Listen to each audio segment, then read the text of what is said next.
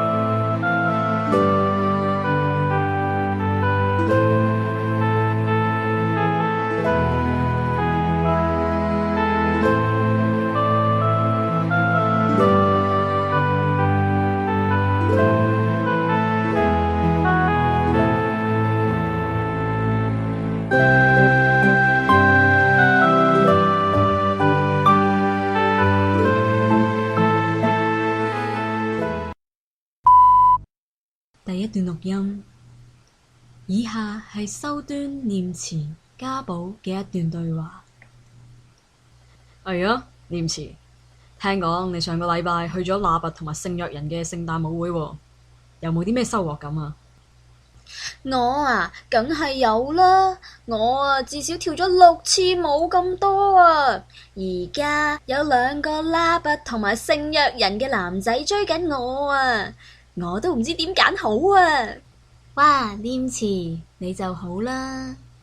計我話就梗係揀聖約人嘅男仔啦，佢哋溫柔敦厚、謙虛有禮，簡直係紳士嘅模範啊！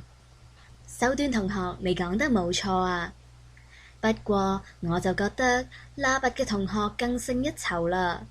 佢哋有自信得嚟，而且拼搏，喺體育方面就更加唔使講啦，係每年學界冠軍寶座嘅常客嚟㗎。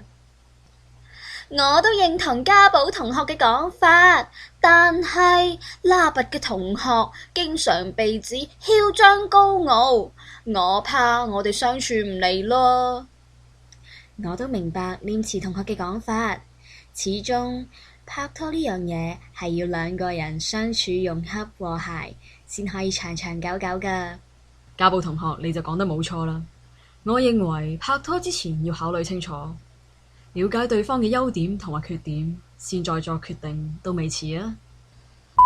第一段錄音播放完畢，現在你有1分鐘時間整理答案。